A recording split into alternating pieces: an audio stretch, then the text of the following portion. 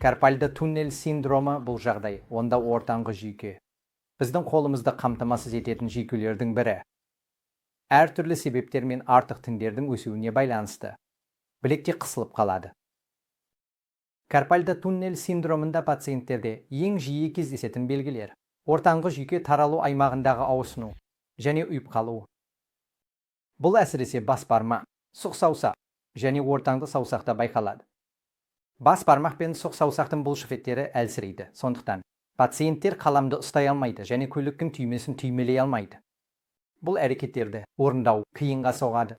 Бұрын айтқанымдай, карпальды туннель синдромы білектегі ортаңғы жүйкенің қысылуынан туындайды. Белгілі бір адамдар тобы бұл жағдайға бейім, әсіресе жүкті әйелдер, қалқанша безінің бұзылыстары, мысалы гипотиреозы барлар, кейбір гормондық бұзылыстары барлар, ревматоидты артриті барлар және соңғы уақытта біз карпальды туннель синдромын көп шифан қолданатын бағдарламалық қамтамасыз ету мамандарында көріп жүрміз. Сондықтан білек үнемі тышқан төсенішінде демалып тұрады және ол білектегі жүйкенің қысылуына келеді. Нәтижесінде карпальды туннель синдромы пайда болады. Карпальды туннель синдромының диагнозы негізінен клиникалық тексеру арқылы және жүйке өткізгіштерін зерттеу деп аталатын қарапайым тест арқылы ойылады.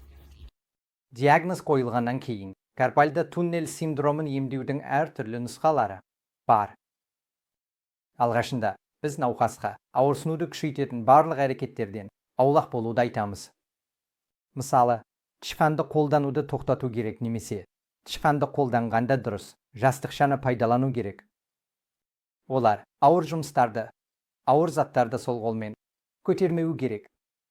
Ауырсыну азайғанша сол қолды біраз уақыт қолданбау керек.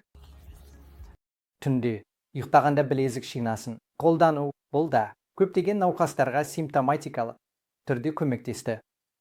Белгілі бір дәрілер, мысалы қабынуға қарсы дәрілер, білезікке стероидты инъекция, немесе анестетикалық инъекция сияқты инъекциялар карпальды туннель синдромындағы ауырсынуды азайтуға көмектеседі.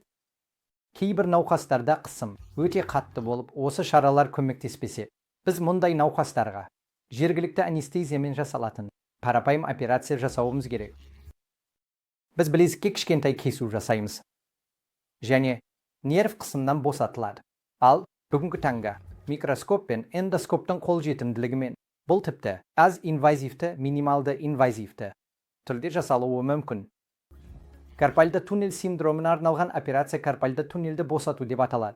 Және мен айтқандай, бұл жергілікті анестезиямен күндізгі процедура ретінде жасалып науқас сол күні шығарыла алады.